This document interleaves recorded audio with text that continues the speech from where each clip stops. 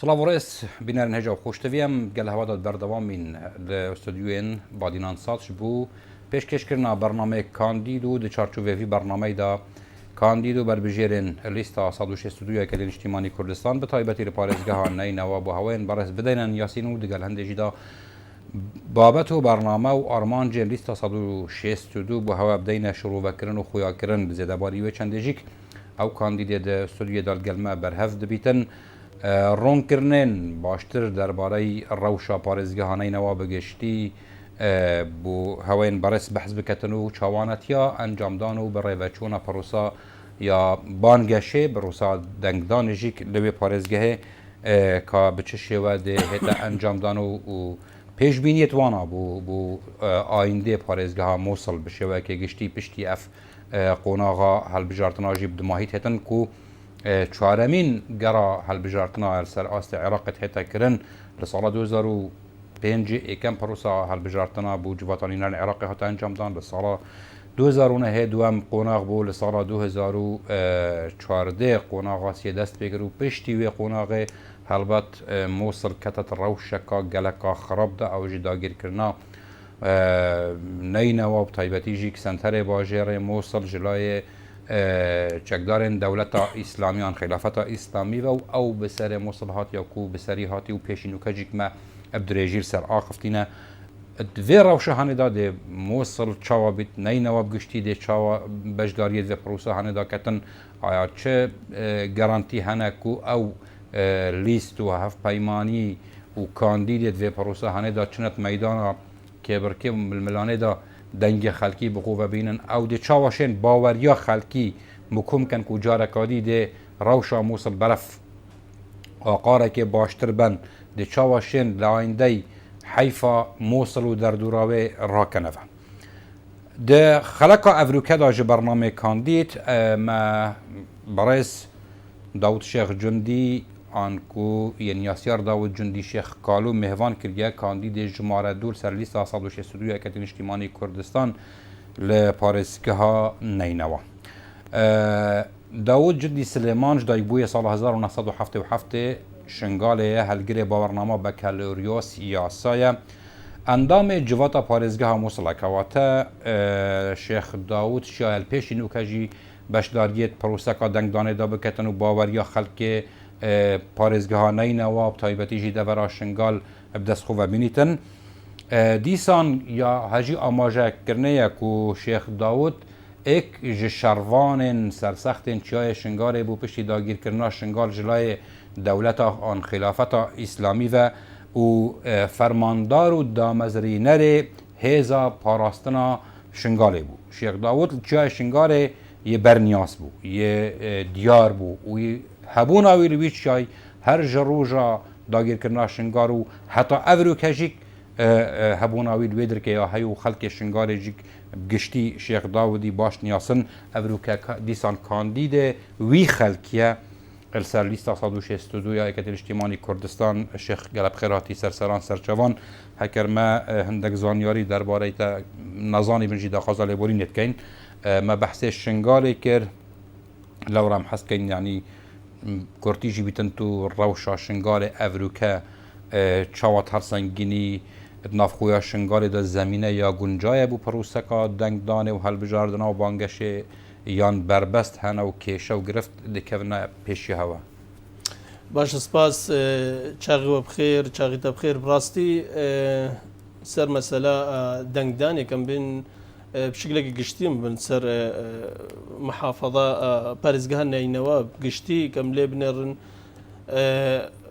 ew qanûn hate danîn biryar hate standîn li Perlemanê Iraqê û hate pesendekirin hekem bijin mehkema îtihadî jî bê û serokatiya Hekûmerê Iraqê jî bê ew biryara hate pesendekirin ku hilbijartin bêtekirin seran serî Iraqê parêzgeha neynewa kişwan parêzgahê ku şemle vê meselê jî lê besekem bên li baredoxê neynewa binêrin ku şingal cizeke ji neynewa براستی خلکش نینوا بگشتی هەگەرم حسێ بکە نێزینگە 3 ملیۆن و 600 هزار یعنی ئینسانە وەک نفوسە عام ئانەینەوە هەگەر گۆر ئەحسایکە هەین البەردەستێمە ئەنجومەنی پارێزگای بەشی گەلێکی مەزنش وی خەلکی هەمی هەتان هەش دەربەدەرە و ئاوارەیە ئێک و سنوورێ پارێزگایدا وێژ دەروی سنوورێ پارێزگێژی ئەو بخۆ ئەدبێتە نەوە ببورم ئەو خۆت بێتە نەوە عرقەلەکێ المەسەلا دەنگدانێدا مەسەلا دەنگدانێ هەکەر هاتبای و خەلکەمی سەرمال و حالی خوبای بتەکید دەنگدان دێ باشتر هاتبای پرۆسا دەنگدانێ دێ باشتر هاتبای کردن هەگەرە مەسەلا داعش نەبای ئەملوێ بەهوەرێ دەبوون مەسەلا بایۆمتری هاتبای دروستکردنش هەمی خەلکی ڕە دوێ بەهوەرێ دەبوون مەسئلە تەزویرێت دێ ڕێژە تەزویرێ گەلێکیشی هاتبای بکەن لێ بەس واقع حالی مەکوونها دیارت کە خەلکێمەی ئاوارە و دەروی سنووری پارێزگانەینەوە و الپارێزگانەینەوە خوشی دەگەلک خەلک ئاوارە البێ دەرێدا بتأكيد يعني هەندێک مەسائلی فەنی هەنا و هەندێک مەسائلی دی سیاسیژی هەنا هەکەر ئەم ئیشارەتی پێ بدەن مەسائلت فەنی گەلێک جارە پەیوەندیە مەلگەل کۆمیسیۆنە پارێزگانەینەوە هەیە سەر مەسەلا دەنگدانێ و هەلبژارتنە چاوایە هەتا چاوەنینە ڕوویە فەنیڤە یە تەکنیکی بڕاستی هەتانها مەسەلا بیتاقا دەنگدەر ئەتانها شکلێکی درستی نەگەشتە خەلکێ بایۆمتری نەهاتە دروستکردن وەختێکە بایۆمتری نێدە دروستکردن ئەم دێ تووشی نوع مشکلەکێ بن ئەو مشکلەژێک و لازمە بڕێکە قانونی و بڕێکە فەنی و تەکنیکی بێتە چارەسەرکردنش لای کۆمیسیۆنێڤە یاکو هاتیە دیارکردن یعنی آخر ڕێنامای هاتیینەدان یاکو تعلیماتی هاتیینەدان کۆمیسیۆنە پارێزگانەینەوە دەک و دیارت کەن مەسەلا دەنگدانی دەبێتە مەسئلە دەنگدانە مەشروط دەنگدانە مەشروطی ئەوەکو ئەو عملی یعنی هەر دەنگدەرێکی ژ دەروی سنوورێ پارێزگا خوبێت دێ دەنگ ئالیەتە دەنگدانە مەشروط دێکە دەنگدانە مەشروطی ئەوە هەر کەسێکی دێکار بێت دەنگە خوددا گەلێک ئاخفتن الجادێدە تێتەکردن و ئەو دەنگدانە مەشروط بێ وەختێکە بێ و دەنگدەر بچێ وەرەقا خوبینێ یعنی دەنگدەریە بینێ تەشیر بکە ئەو ظرفێکی بکە ئەوی ظرفێکی دی بکەن ناوی بێتە نویسان گەلێک ترس هەیە دلێ خەلکێدا یعنی دەنگدانان نهێنی نابیتن بەێ ئەو خۆ دەنگدانە نهێنیە هەر ناویتە دەبێت دەنگدان مەبدە و ئەساسە هەلبژارتنی دەنگدان کە نهێنیە طبعاً لێ بەس ئەم مەسئلە دەنگدانە مەشروط و هاتێتە حسابکردن یاکو ژبینەرێت هێژارە بێتە دیارکردن بێتە تەوضیحکردن و هیچ مەترسیکت سەر کەسکێنینە هیچ ڕقابەکت سەر کەسەکردنە لەنە ناف جادێدە گەلێک بەحسا بێ مەسئلێت تێدەکردن و بتایبەت خەلکێمە ئاوارە ناف کەمپادا یعنی خەلکێمە کەمپادا گەلێک جارێک و ئەکەر ئەموانت بینن ئەم گەلێک و دەڕوود نهێن ناوە ترسکت کەوێتە دلێ هەندێکادا بحكم هندق لایانی سیاسی ئەدوێن فشار و ضغطێکی سەر خەلکی بکەن و وەختێکە ناوێتە بێتە نویسانە لەسەر وی ظرفێک و دەنگدانێ خەلکێکی سادەی بەسیتە ئەدبێنێک و دێ نەوە فشار ضغطێکت سەرچێبێ لێ بەس مەدوی ئەم تاکید بکەن و دیار بکەن خەلکی خوڕە وەختێک ئەو دەنگدان بێتەکردن ئەوەشی ڕقابەکە دەولی دێتەکردن ڕقابەکە کۆمیسیۆنێ هەیە پشتێک ینی منظمات و ڕێکخاوێت مەدەنی هەبندێ ڕقابە بێ ئادی مەسئلە هەرم هەمش عالیە فەنیڤە وەختێکە هەر کەسێکی بچێت دەنگی خۆ بدە وەختێکە تۆ وەگە دەنگ دەربی تە بچی دەنگی خۆ بدی دێ دەنگدانەتە نهێنی بێ تەکید پشت کابینێ دەبێ پشتوێ ظرفێکی سپێ هەیە ئەوی ظرفی دێ دەنگی خۆ یاکو ئەو وەرەقە هەلبژارتن دێ ناوی ظرفێ سپیکە ئەو ظرفێ سپی دێکەوێتە ظرفێکی دیدە ئەو ظرفە ئەگەر ناوێتە سەر بێتە نویساندن گەل بطاقەتە تەموینی ئەو بطاقە و یعنی ئەف ظرفە دێکەوێتە ناف سندوقە دەنگدان ئەو سندوق ئەساس الڤێ دەرەیە ئەف سندوق نایەتەڤەکردن دەربەی سنوورێ پارێزگەھا نەینەوا شەرتە لازم اف صندوق نيدا بكرني الا بشتا باريزگەھا نەینەوا يعني بشتا مكتبه المفوضية مكتبه الباجيري المحافظه دا شبر نها قلق دنگدري ما هنا قريداي بسر محافظه نەینەوا الجنوبي عراقنا مثلا عفوا البصره هنا شيخ شيء البصره هنا النجف هنا الكربلاء هنا الهمي محافظات باريزگەھا الجنوبي عراقي نازح مالويج ويدريش هنا عين عملي دل ويدريش دنگ خدان او صندوق ناينەوا كرن الا بين مكتبه مفوضيه الموصله ده او نافجي شرطه حساب كرن يعني او ناف شرطه نفيسان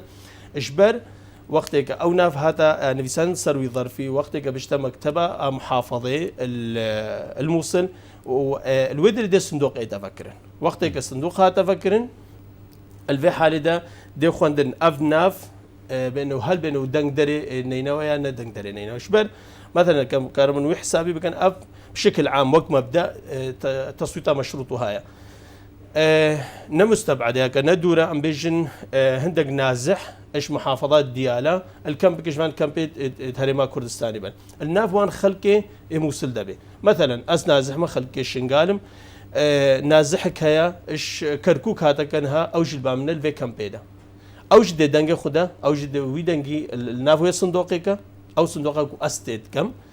ايش محافظه نەینەوا اوش محافظه كركوك هو هردو دنگ ويش هردو دنگ وقتك بشنا محافظه نەینەوا وقتك محافظه نەینەوا او صندوق فكر او دلوي نافينيرن السر كمبيوتر اخو بنظام اكسل وايسس هاردو هيا او دي تشيكن او نظام جي سجل الناخبين محافظه نەینەوا هميت ده وقتك نافم يعني هذا كركوك جي دي فرز بيد شتا مفوضياوي لا اوج دشتا محافظه اوج دشتا يعني نەینەوا دشتا نەینەوا وقتك بشتا نەینەوا وقتك اللي بنرن بريك وي ظرف جور فكان يكون نافت سر هات يعني فيسان وقتك اللي بدن مثلا داود جندي سليمان وقتك اللي ده الرقم بطاقه من التموين فعلا افدن دري محافظه نەینەوا اوكي افدي وي ظرف راكن ودرينن هیچ توان نزانيا يعني او كوميسيون يجي وي وقت ده هر نزان مدنگه خدايش كي اجبر ورقامه او ورقه دنگداني الناف ظرف جديده او ظرف دقيهتا وان حوالت عدو فرس حتى كو بشلو نو او فكن او زانبا عايدي في صندوق عايدي في مركزي وعايدي في محطه او ي كم بيجنش كركوكي هاتي وقتك نافي ولا بدن او ناف الناف سجل الناخبين محافظه مسلدنينا او دياركم مثلا في محافظه كركوكي او ورقه هرنا يتفكرن اصلا او ديتا دانين الرخكه بكتابك او كوميسيون ديوي ورقه ديوي ظرف شنتا كركوك كل ويدر الكركوك بيتفكرن او دنگداناوي نوك ابا ناحيه تكنيكي وكيشك يعني رنگا دي هند عرق لها من رنگا دي بتا اگر كو ژمارە خلقي هر بجداريه دنگدان كان بل كان بين سر لا يعني دي يعني في روشه هندا خلقي نەینەوا بگشتي يعني حالتك الدارونيه آماده دايا يعني مستعدش ناحيه دروني وش ناحيه امكانيات وش ناحيه يا وضع خوي معيشي وان فكري وبهن قصة صندوق الدنگدان بكن يان وكو هنت نافدات قرن يعني رنجة خلقك مثلا آماده نبيد بيتن هر تأكيد درونية يعني. بالتأكيد يعني بنرش حاليا نفسي و هقرت بي والخلقي بنر يعني مسألة دنگداني أزبارت كم دولة هري بيشكفتي نممكن أكون رجيكا قلق بلنتو كار بحسابك يعني دولة كاوك أمريكا سويسرا السويد هر أف دولة بيشكفتنا رجيت بجداربوني احتمال بقيت شيستي هفتي هشتين نزيدة در الفيدر دورات شوي رجاء دنگدانك هشتا نزنج شيستو بنج الباريزگەھا ميسر بله شيستو بنج سدي الفيدر بحكم يكون خلق ما قالك يعني تهجير بويا يعني خلق ما قالك كان هاي تشوين اوروبا هاي تشوينا دولات ديكو نسبة مشاركة الفيدر ده احتمال او نسبة مشاركة سجل الناخبين تا إشارة بكر يعني سجل الناخبين هاتيا پاقشکرن و هاتیه جارکادی سرجنی هاتیه درست کردن وشلای کمیسیون ویان هر بجین اوا سال پیشینو که نه بالتأكيد يعني سجل الناخبين از ويبا وريده مبراستي يعني او جارنا وقتك بيواندي ما بكوميسيون الرهبا لبس مسائل فني صديسات ام ما تدخلت هناك رغم انا قلت بچ حدی لأنه هندك بشك هالبجارتنا ما بقريدها وك حزب أو بالتر متابعة في مسألة كان بس بحكم يكون معلومات البردست ما هين سجل الناخب من هاتيا باقشكرن هاتيا تحديث كرن شيء إجبارك وإنها بطاقة الناخب بطاقة درب خوي توزيع كرن إيكو بري إنها بري الصالح يعني عملية توزيع بطاقة بردوامة بلي بردوامة إيكو برو صالح تقريبا بايومتري كري يعني ژمارە اتلت خداين بصمات شاف قرتين الويدر إنها بطاقة دنقدر ويلدنته همي معلومات يجلوا بطاقة دهنا أو بطاقة دائمية إيكو تحديثنا كريا بري صالح انها كارن مراجعه او فرع كوميسيون بكن كهاتي فكرن الفيدر الدوميزي فايده از بجمت سنتري لوانا هات فكرن خلق ما قصاوي درت كيكون يعني او يكون هجته هجده صالي ويعني حقيقيه دنگدانه هبه اوتوماتيكي او بطاقه دنگ درجه دركفتيه لبس معلوماتي بايومتري نهات تحديث كرن او دي بايومتريش انها تجاوز كنا قلتي بس المهم محاوله بكن بطاقه ناخب بهرا بتربك هذا خلقك كو باش دار بكن يا دي زاني كي زكي مساله اف اساسا دنگداني وهاي ليه بس كوميسيونا وتعليمات الكوميسيوننا ندوره اف مساله بطاقه شبخو يعني انه تكرن ياكو احتمالي هاي جهازي عدو فرز الكترونيجي بكاربينن يا اوتوماتيكيا يعني او دنك نكبت الظرف جده هما هر اكجار يعني تبيتشي بشكلك نهيني البشت كابينه الدنجه خو بدي وبشت تبيتشي اوتوماتيكي تدنجه خو الصندوق الالكتروني بك اما زيت ابزفرمات دبر شنغاري يعني شنكي تو خلق شنغاري ووضع شنغاري وضعك خاصه نوك يعني جهديه وهر چند دبا يعني پارێزگەھا مثل همي تو قناغ را در بازبوي نوكت شنغاري بخدا و در دوراوي لایەنێن کوردی که لیستا هنات به منطقه دا و هند شیم آزادانه کار بکن نف جواک شنگاری و در دورا بدایان بربست بو هوا هنه نه زنی هر کس که خوب بهنه بهاری خوب خواه به از بهار کنم هر جایی که دبانگش خوب بکه و پروپاگاندا خویا انتخابی بکه امل چارچوی عراقی دنا امل چارچوی موصله دنا نەینەوا دنا نممكن كو لايانكي سياسية يعني بجني الله لايانكي عسكري ورجري الكانديد بجريا اللي استجى بجريكو كاربي بروباغندا خوبكم از بعدكم يعني هر لسه كن هن هالحريم كردستاني شيء بجدار بو به وهاد بده تومار كرن الكوميسيون حقوان جهبه الحريم كردستاني جدا بروباغندا وبانغشا خو بك ابد سر بهوريا انسان مين ابد سر بهوريا ولايه سياسيين مين متمانات نافبرا لانين سياسيين كردي وخلق شنغالي وده بريدا مايا يان لاواز بو يبتايبتي بشتي وكشيانا هيزن كرديش وده بري وخاطنا لشكر عراقي زاني يعني لاوازبونا متمانية بهوريك والنابرا وان هيزد يقول صلاة دار والوقت كده الشنغالي ده يعني لاوازبونا او متمانية ننها تشويا السي هج 2014 تشوي وقت يكو او هيزد صلاة الويدري ده شنغال تشول كرينو شنغال ويران بوي وهاتي كشتنو خلق ما كفتي داعش دست داعش ده الوي وقت ده نمش نكو بهيزد كردستاني همينا يعني ابوان هيزك ودس هلات دار بونا وكو او بونا اجر اساسي كوشنجال بكفته بردست داعش ده يعني ازبهرم نوعا ببهوري نبرا وي خلق شنغال وان لاينت سياسي ده شيء البشتي هاتنا لشكري عراقي يعني بيجن قونا غدويه وقت بيجن شنغال بيشمرجه هيزد كرديش وره وكشيان یاشمن و بارگیه نیکتی اجتماعی کردستان مانت ویدر کدا مانا ایکتیت ویدر کدا چند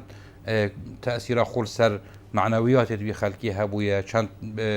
گریدانا ایکتیت گلوی خلقی یعنی مایه و آن خورتر لهاتیه یعنی کارتی کرنا خو هبویه نه مانا ایکتیت واده ورادا بالتأكيد ازبارت كم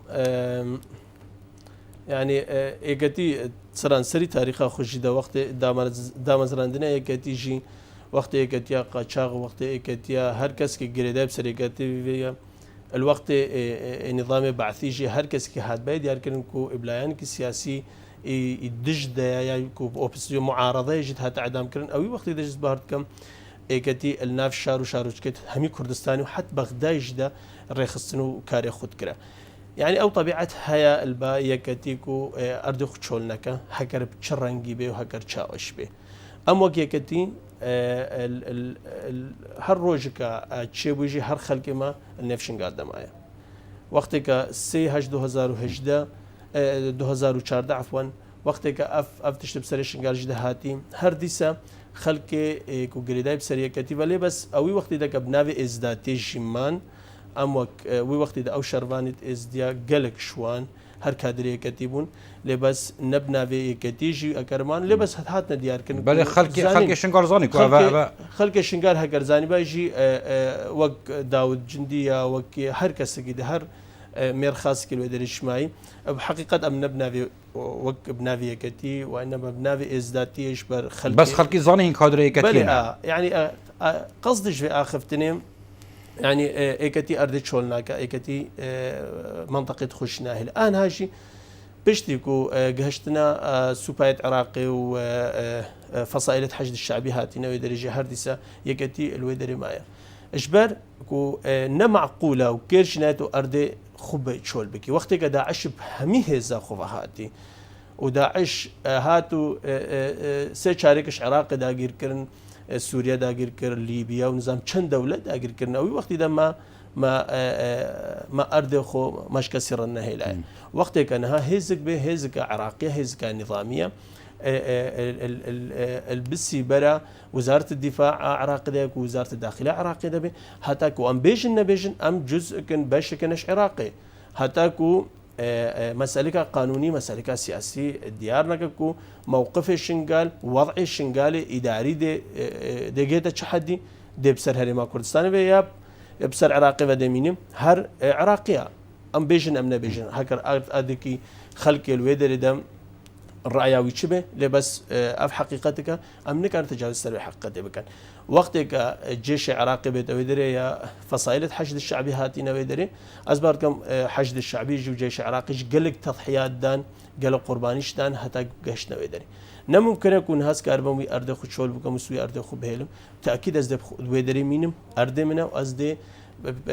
از القل خلق خو مينم وازدب خلق خرمين من الويدر ده كو او بشتوانيا ممكن اسكر بام بشتوانيا قفل نو كتركيا كذا لسر شنغاري وكو چاوكو عفرين داگير كري خلقش مترسيك نف خلق شنغاري ده پیدا كريا يعني هين پیش بيني كان كو بجن اوبراسيون نكاشوي شوي دجي شنغاري جي بهتا كرن و گرك هاتا كرن ده هالويس چبن طيبتي هكر مثلا جنابته و حوالته متمانا خلقي ورگدو شونت برلمان عراق ده وي وقتي هندي چكن بو خلقي برامبر في نقطة بتانية أكر بدي تزاني براستي يعني أبرسارة شروع تطبيقي وهاتكرن 2016 2014 شروع تطبيقي وهاتكرن 2016 از كانديد بوم أنجماني پارێزگەھا نەینەوا الوي وقت دا دنگ گەلێکی زۆر يعني خلقي باوريوان مهات دنگ زۆر شتانم زێدەترش 18000 و کەسێکی دەنگا ئەسپارم دانەمێ وقت متمانه و بهوریا خلق کی المهات کو اسکار بم خدمت کان بکم اسکار بم از دنگوان بم رنگوان بم الوی انجمانی ده بس بداخل وقت دهات وقت گلی کی کردم الاکی 2013 ام چون ما سوند خوار کو ام دست بکار خوب کن وق انجمن پارێزگەھا تشكيل حكومة أمو هوالت خو إدناف لستا خدا هو بايمانيا برايتيو بيك وجيانا كردي همي أحزاب كردستان الجالمابون وبتايبة هوالت بارتي ديمقراطي كردستان الجالمابون إيكو مقعد كرسي بدست خوا آنين أمو بارتي بون أو وقت دا خلاف مزن كفنا نبرا مو بارتي دا إجبار السروكاتية أنجمن بارتيستان جيجري محافظ حصتا يكتيبو ام وقت يكتي ما تأكيد كركو او جيجرة دبي جيجرة كي اس دي لازم ام دينش بر دنجد لستا برايتي بيك وجيان الصدي هفتيه بينش دنج اس دي ابون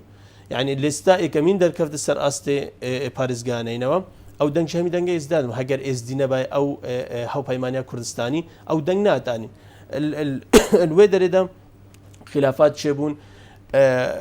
مقاطعة تقریبا 2 هەیڤە مقاطعە کوتلێ هاتەکردن هەتاکو ئەم بەردەوامبوون سەرکاری خۆلمهم واتە یعنی هیچ جهێمە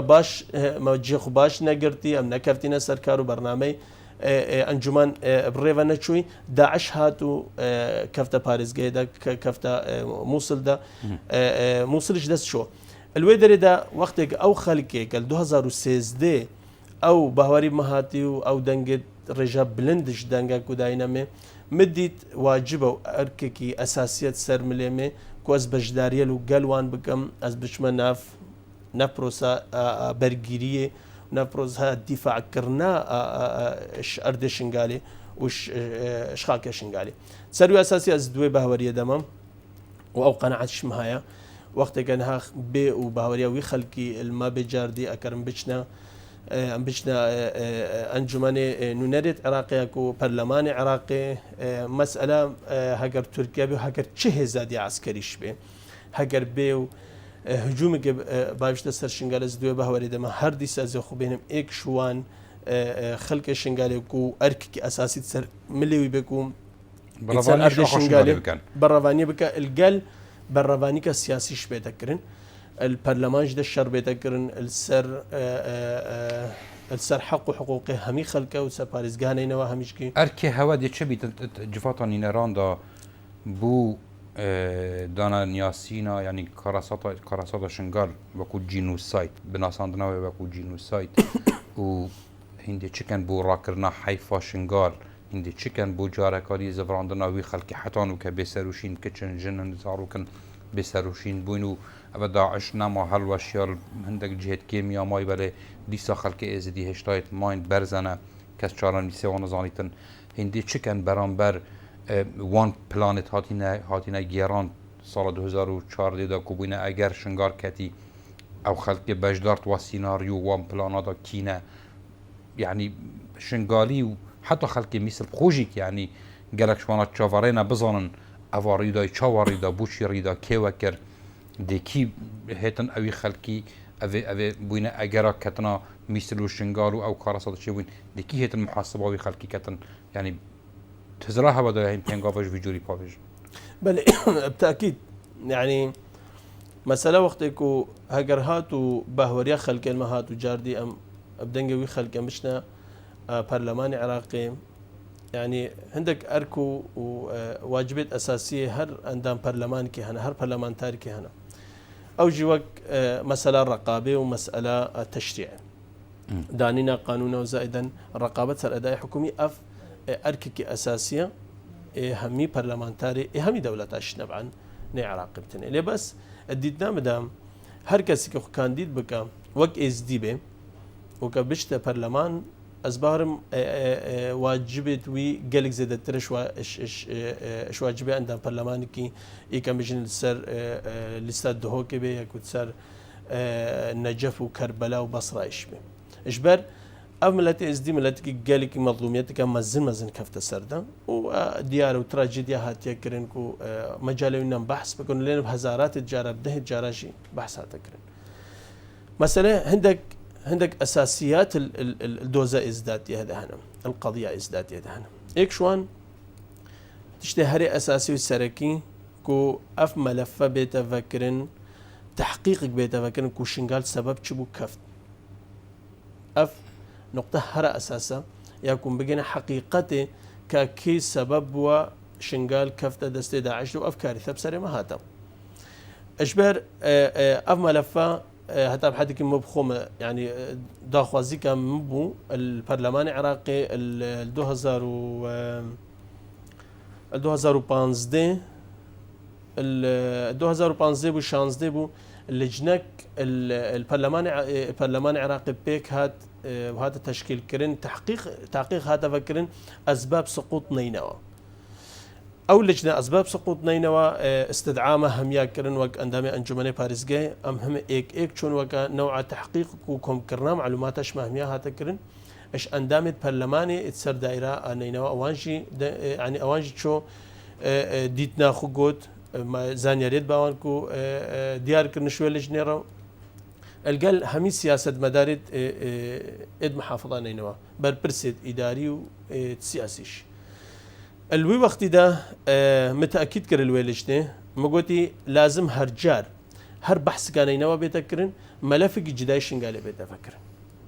يعني كان ها ليه بقرن أسباب سقوطان نينوا شبنا لازم تايبتي بدن خصوصيتك أم بدنا كفتنا شنقالي سبب شبو شنقال كفت راستا محافظة نينوا هم كفت دست داعش ده ضررك الخلق جيبو ليه بس ضرروا نخوة الشاب سري ملت كده هاتي وقت ملت ازدي نوقع كوب سري عربا وتركمانا وفلان وبيفانش ده هاتك أبدا خوازي برين هم كرر 2015 بس بهرم ابدا خوازي الويلش نهات كرن بتاكيد وقت كان بتشنا برلمان وهكرهاتو ما بهوريا خلق ما هاتو ما كاربم دنجوان ام بيجينا ويدركم بنا دنجوان الويدرم تاكيد تركيز السر في موضوعيه تكرن ابوك مسالك داخلي مساله دي السر مستفاكي ناف دولتيش مستوى ناف دولتي براسيج قضيه ازديا جهشتي استقي جالكي باش ونتائج سر ارض الواقع هذا ديار كرن ايك شو نتائج ابو يعني او كتشا از دي وقتك ابويا سفير النوايا الحسنه الامم المتحده او بخو سر كفتن بش قضيه ازديار قضيه ازديار اليو.ن الامم المتحده ده المجلس الامن الامم المتحده ده المحكمه الدوليه زائدا الجلك برلمان الدولته كو اف كيسي كو سري ازديا هاتي ناس كرن وق جينوسايدا لبس القناق كسكنيه هتاكو اف بريار الجهه المختصه دركبه ايش محكمه العدل الدوليه لا هاي دركبه كو او بيجن اف كيسه ابادات جماعيه براسي جي اركان ابادات جماعيه هميت متوفرن كودش تبسري ازديا هاتي قركرنا ملتكي برشي كرناوان اجبار كرناوان كو تركا فكره خو بدن اولا خو بدن ودينه خو بدن يعني اف مسائل هم هاد تجنيد كرنا زار رضوان رفاندنا كتشاوش نفهمي تك وقت تبيك وكم بكي بمعنى اركان اساسيه جينوسايد ابنا مقابر الجماعي افهمي موجوده تاكيد امدت سروي كيسي شول كان امدت سروي موضوع تركيز ما قال كمزن هبك وام كاربن في قضيه بتر حركات بكان بحيث كو ام كاربن بدست ببينن اف قضيه بيتا قضيك انا في دولتي لانه كسك وبقى برلمان وقتك او بوستكي السياديه الدوله العراقيه ده ابوي بوست كاري حركه بك يادي بتاكيد مساله ويران كرناش شنغالي او بخوجي تشتكي قالك اساسا ونهايه تشبير كرن لانه برين هاشم قرارك برلمان عراقي درك كو شنغال بيت الناس كرن بمنطقه منكوب بمعنى لازم بوجك يعني ميزانك تهيبت جربت ترخان كرن وتخصيص كرن حطانوكا بريار دركفت لبس او بوجنا هذا تخصيص كرن شيخ كانت دقيقه كميه ماش وقت ما دهين سر لستا 162 و پارێزگەھا نەینەوا بگشتی و شنگال وەکو بژن مەملەکەدا جەنابێتە بتایبەتی یعنی هین گوتارە هەوە پەیامە هەوە بۆ خەڵکی شنگال خەڵکێ نەینەوە دێ چ بیت یعنی هین دێ چ بێژنە خەڵکێ شنگال و خەڵکێ نەینەوە بگشتی ji bo hindێک و dengê xub dene heve بۆچی êkê şingalê dengê xub dete canabête lîstata an êkê خەڵکێ نەینەوە چ دەشتا نەینەوە بیت باژێڕێ میسر خودا بیتن یعنی بۆچی dengê xub dene heve heval bere çi bikin di qonaxa bihêtin da çi qazancekê bû xelkî bizivîneve şêwekê giştî ku take kesê yê şingalê yê xelkê mîsir ku mustefîd bîtin براستي وقت كان بيجي لستا 162 يعني لستا يكتي نجتماني كردستان يعني تسر اساس وبير وباور وفلسفه رحمه بامام جلال ازباورم الوقت قد امام جلال هذا ديار كرنش دنياهم يرا وبتايبتش خلق عراقي را يعني كرمام جلال نبايل هندقوناغا دي عراق هباي مستوى قلي خراب راستا يعني مستوى انها ابتدى مستوى خرابه اللي بس الوقت كمام جلال اداره كر ابدهان مشاكل قالك مزن هبون اللي بس مام جلال كاري هرجار اوان مشاكل هرجار كيمك بحيث نجهت مستوى ان خوش كما زلنا بنتي عراق ده تشبه قبل استا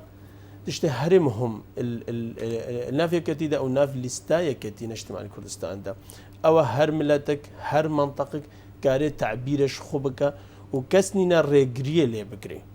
وقت كان أس إنسان كي ديما وقت كأز بجم أس ديما أس نتشتغم بريكو أس ديما خلاص أس ديما يكتينا بشتا مشرت في أخفتنت بشي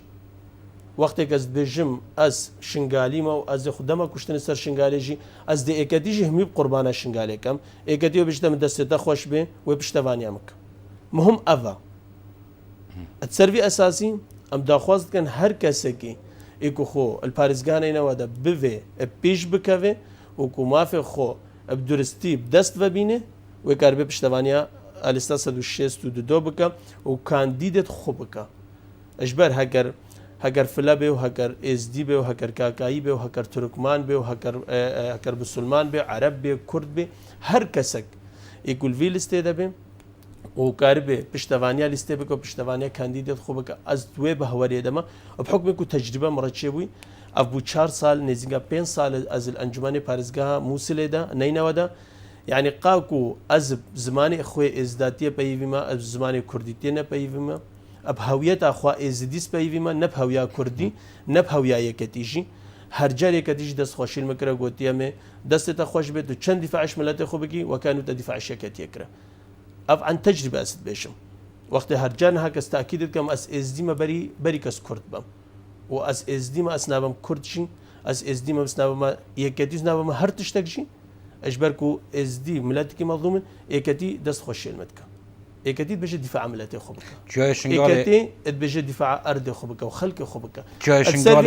شنگالێ بوتە چت گەهێنیتن جای شنگالێ بوتە چت گەهێنیت چاوە جای شنگالێ دەف شێخ داودی چیا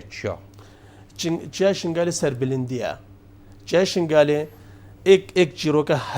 گەلێک کچکشتە ڕبێژم کورد دەولەتە عوسمانی ئەش مەغرب العەربی هەتا قەوقازیە دەولەتە عوسمانی سەرانسەری ئەvê جوغرافیەتا مەزنات کوتت بهێنی هەممی داگیر کرد ئێک جندرمەی ترکاژی نکاری بووە ڕۆژکێ بگێتە سەری جوای شنگالێ ئەژبەر مێرخاسیە خەلکە شنگالێ ئەژبەر دلسۆزیە خەلکە شنگالێ ئەشوی چیایڕە توشنوکەژی گەرانتیە دایک و جەندەرمێت ئۆنۆ گەهنەڤە ئەزیت وێ بە هەوەرێ دەما هاتاکو تاکە ئینسانێکی ئێزدی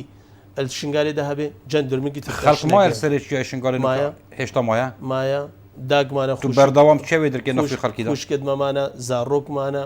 خەڵکمایە لێ دەرێ جای شنگالی بەرخودان هەر کەسێکی بوێ زان بێ بەرخودان چییە بەرە تاریخە جای شنگال و شنگالێ بخۆندێ ما هێشتا دیداردێ هەبن داود جندی سلێمانان شێخ داود دەمێ مەبدمای هات زۆر سپاس بۆ vê دیدارێ و سپاس بۆ ڕوونکردنێتە و ڕۆژێن بهێتندا دێ جارن دیژی ستودیۆڕین نەخارێ و دێزێتەدەر لەسەر پارێزگەھا نەینەوا بشێوەکە گشتی ئاغوین ژبەرک و ئەڤروکە پڕانیا دەمێمە یەگرێدای بۆ پشنگالێ بە و شنگال هێشتایە و ماستەرە و دەبێتن پەترژی سەر باغوین دووبارە سپاس گەلک سپاس بینەر هێژا و خۆشتەوی هەتا دیدارەکادی بمێنن شاد و بەختەوەر